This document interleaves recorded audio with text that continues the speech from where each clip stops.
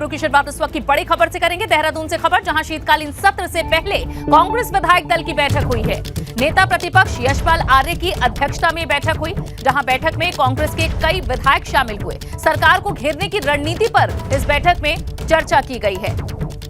शीतकालीन सत्र से पहले कांग्रेस ने रणनीति बनाई है, विधायक दल की बैठक हुई है। सरकार को अलग अलग मुद्दों पर घेरने की यहां रणनीति बनाई गई है। बता दें कि कल से सत्र की शुरुआत हो रही है। शीतकालीन सत्र से पहले कांग्रेस विधायक दल की ये बैठक देहरादून में हुई है। नेता प्रतिपक्ष यशपाल आर्य की अध्यक्षता में ये बैठक हुई। ये एक्सक्लूसिव तस्वीरें भी आप इसकी देख रहे हैं। बैठक में कांग्रेस के कई विधायक शामिल हुए, जहां किन मुद्दों को उठाया जाए इस शीतकालीन सत्र में, इसे लेकर चर्चा हुई है, रणनीति बनाई गई है।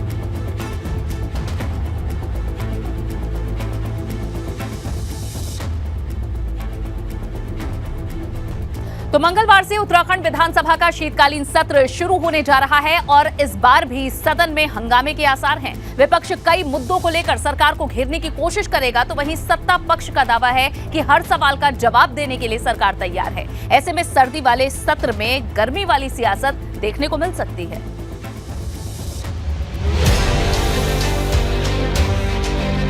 मंगलवार से उत्तराखंड विधानसभा का शीतकालीन सत्र शुरू होने जा रहा है। इस सत्र में राज्य सरकार करीब 4,864 करोड़ के अनुपूरक बजट को पेश करेगी। विधानसभा के शीतकालीन सत्र को लेकर विधानसभा सचिवालय की ओर से सभी तैयारियां पूरी कर ली गई हैं। विधानसभा के शीतकालीन सत्र को लेकर किस तरह की तैयारी है वो समझ लीजिए।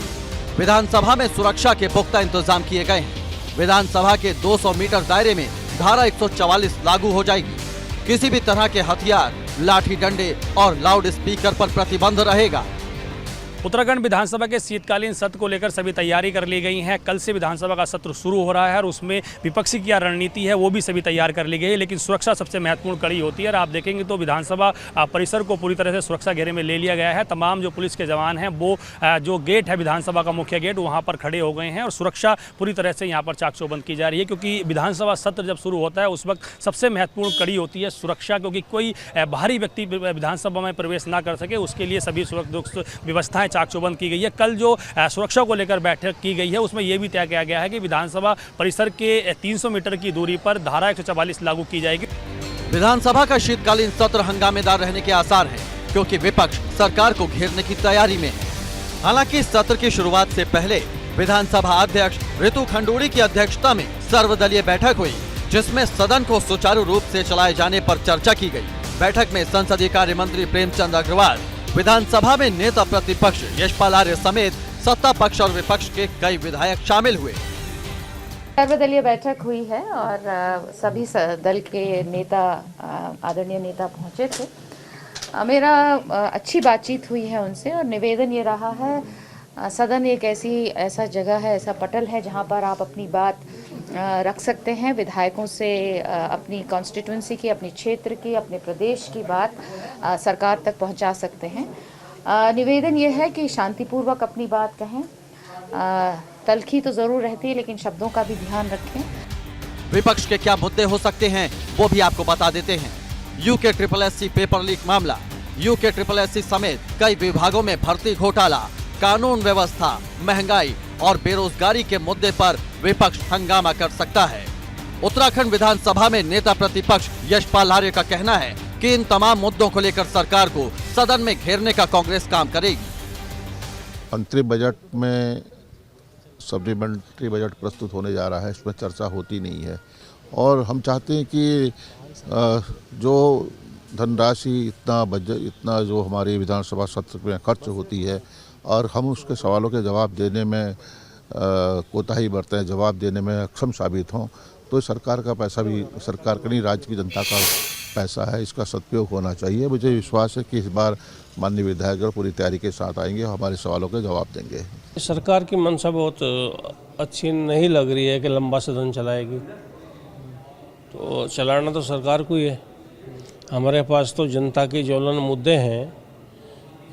नशे का बहुत बड़ा मुद्दा है, पिछली बार भी मैं लेकर आया था, कोई कार्रवाई सरकार ने नहीं की है। भ्रष्टाचार बहुत बड़ा मुद्दा है। वक्फ बोर्ड बहुत बड़ा मुद्दा बढ़ने जा रहा है। भ्रष्टाचार व्यापक स्तर पर है, कप्तान के लिए रमर अन्य जगह पे। और भी बहुत मुद्दे हैं, कानून व्यवस्था बहुत लचर है, लेकिन सदन अगर नहीं चलेगा तो कैसे रख पाएंगे। हालांकि सत्ता पक्ष का दावा है कि शीतकालीन सत्र को लेकर पूरी तैयारी है और विपक्ष के हर सवाल का जवाब देने के लिए सरकार तैयार है। 29 तारीख से और 5 तारीख तक का जो सरकार की तरफ से निर्धारित किया गया बजट का अवधि, और चूंकि बिजनेस के आधार पे कार्यमंत्रणा समिति ही उसके लिए अंतिम रूप देती है जो एजेंडा होता है, तो जैसे मैंने कहा कि अभी हमने कल के लिए आज तय किया, कल के बाद का जो एजेंडा है वो हम कल बैठ के फिर तय करने वाले। नवंबर में पहाड़ पर पारा लगातार गिर रहा है और बढ़ती हुई सर्दी के बीच विधानसभा के शीतकालीन सत्र में उत्तराखंड की सियासत में गर्मी देखने को मिलेगी। साफ तौर पर कहा जा सकता है कि कार्यमंत्रणा की बैठक में कल विधानसभा सत्र के लिए पूरा एजेंडा तय कर लिया गया है और उसके साथ साथ ही कल फिर शाम को कार्यमंत्रणा की बैठक होगी और उसके बाद आगामी सत्र के लिए जो भी एजेंडा है वो तय किया जाएगा। लेकिन विपक्ष ने भी अपनी रणनीति तैयार कर ली है ताकि सरकार को हर तरह से घेरा जाए। कानून व्यवस्था, अंकिता भंडारी केस और भर्ती मामले हैं जो विपक्ष के पास, जिसको लेकर रणनीति तैयार की जा रही है। देहरादून से अपने सहयोगी निशांत चौहान के साथ पंकज राणा, एबीपी गंगा। कल से उत्तराखंड विधानसभा का शीतकालीन सत्र शुरू होने जा रहा है, जिसमें कुल 8 विधेयक पेश किए जाएंगे। वो कौन कौन से विधेयक होंगे, ये जानकारी अब आपको देते हैं। किस तरह से यहां उत्तराखंड यूपी भू राजस्व अध्यादेश पर विधेयक पेश होगा, बंगाल, आगरा और असम सिविल न्यायालय उत्तराखंड पर विधेयक पेश होगा। साथ ही उत्तराखंड दुकान और स्थापन रोजगार विनियमन और साथ ही सेवा शर्त पर संशोधन विधेयक आएगा। पेट्रोलियम एवं ऊर्जा अध्ययन विश्वविद्यालय पर भी एक संशोधन विधेयक होगा। उत्तराखंड धर्म स्वतंत्रता पर संशोधन विधेयक पेश किया जाएगा। भारतीय स्टैंप उत्तराखंड संशोधन विधेयक और इसके अलावा उत्तराखंड माल और सेवा कर संशोधन विधेयक। उत्तराखंड के चिन्हित आंदोलनकारियों और आश्रितों को सरकारी नौकरी में आरक्षण विधेयक पेश किया जाएगा। ये 8 विधेयक हैं जो पेश किए जाएंगे और ज्यादा जानकारी हमारे संवाददाता पंकज राणा देंगे। उनका सीधा रुख कर लेते हैं, देहरादून से हमारे साथ जुड़ चुके हैं। पंकज, बताएं कि किस तरह की तैयारियां कल होने वाले इस सत्र के लिए हैं, कैसा रहने वाला है ये सत्र?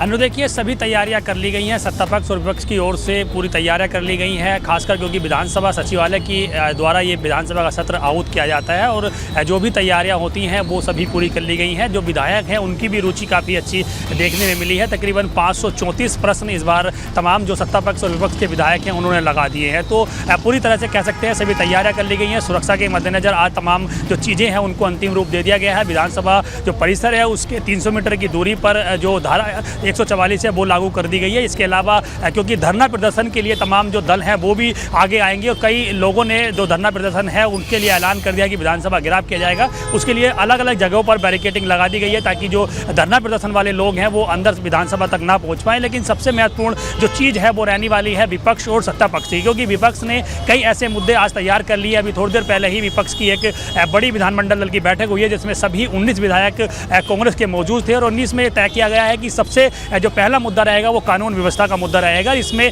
जो किच्छा से विधायक है तिलक राज बेहड़ वो कल धरना दे सकते हैं और आज भी उन्होंने देहरादून में एक धरना किया था कानून व्यवस्था को सुदृढ़ करने के लिए। इसके अलावा जो अंकिता भंडारी केस है वो मामला उठने जा रहा है, भर्ती घोटाला मामला उठने जा रहा है और दलितों पर अत्याचार का मामला उठने जा रहा है। तो इस तरह से अलग अलग बिंदु तैयार विपक्ष ने किए हैं और उन सभी बिंदुओं पर विपक्ष घेरने की तैयारी अपनी बना रहा है। कल 11 बजे से विधानसभा सत्र की शुरुआत की जाएगी और तब देखना होगा कि किस तरह से सत्र शांतिपूर्वक तरीके चलता है या फिर हंगामे की भेंट चलता है, क्योंकि विधानसभा अध्यक्ष ने सभी सत्ता पक्ष और विपक्ष के विधायकों से ये अपील की है कि विधानसभा सत्र की कार्रवाई बड़ी महत्वपूर्ण होती है क्योंकि इसमें प्रदेश के जनहित के मुद्दे उठ जाते हैं और तमाम मुद्दों का समाधान भी होता है। तो इसी हिसाब से सभी विधायक शांतिपूर्वक तरीके से विधान की कार्रवाई को कराएं और सरकार अपना बिजनेस लेके आ रही है। 6 विधेयक हैं, एक अध्यादेश है और कुछ जो एक अनुपूरक बजट का अपना जो सरकार एजेंडा है वो करने जा रही है। 4,864 करोड़ रुपए का बजट जो अनुपूरक बजट है वो लाएगी। 3 महीने की व्यवस्था होगी और कल ही उसको 4 बजे टेबल कर दिया जाएगा।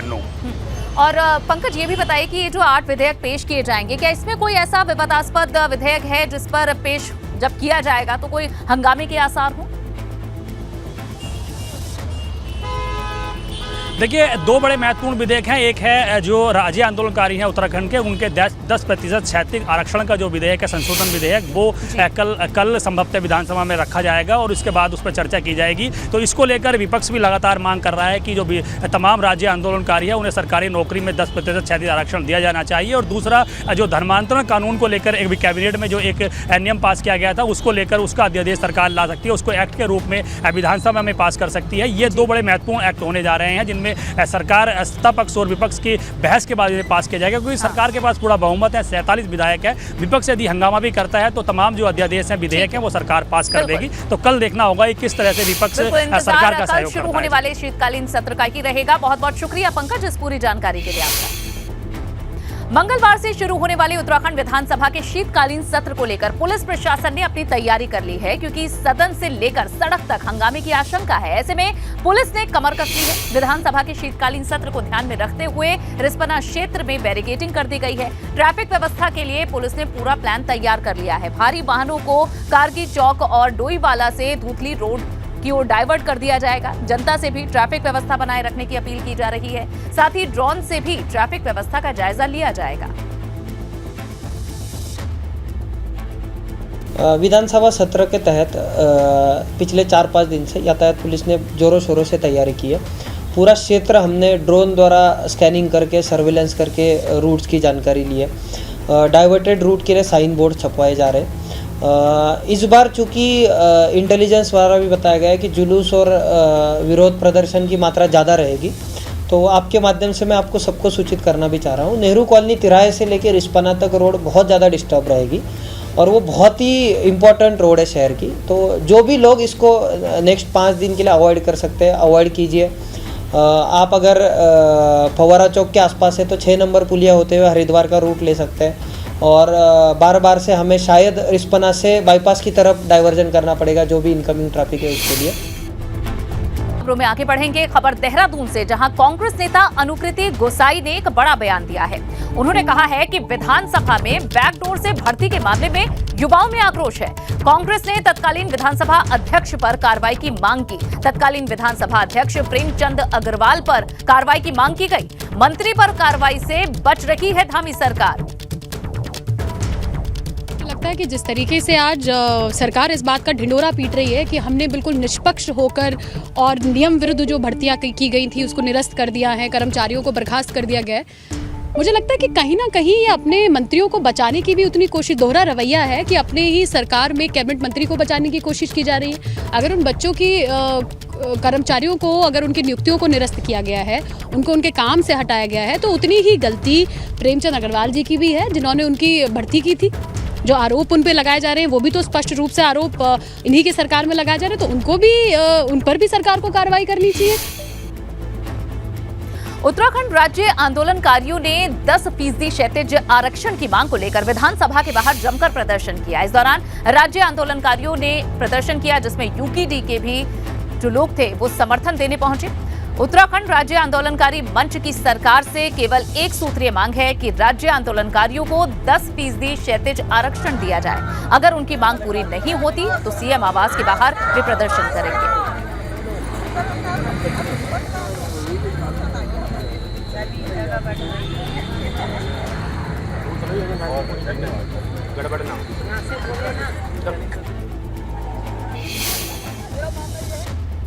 उधर देहरादून में प्रशासन की लापरवाही से टैक्सी संचालक परेशान है। दरअसल टैक्सी संचालकों के सामने रोजी रोटी का संकट खड़ा हो रहा है। टैक्सी संचालकों को अपने पेमेंट के लिए लंबा इंतजार करना पड़ता है, लेकिन अधिकारी अभी और इंतजार करने का दिलासा दे रहे हैं। दरअसल कोरोना काल में टैक्सी संचालकों से की टैक्सियों को लगाया गया था, जहां पर इन टैक्सियों का पेमेंट अभी तक नहीं हो पाया है। अपने पैसे के लिए टैक्सी संचालक लगातार दफ्तरों के चक्कर काटने को मजबूर हैं। 1.5 साल का वक्त बीत चुका है, लेकिन टैक्सी चालकों का भुगतान अभी तक नहीं हो पाया है।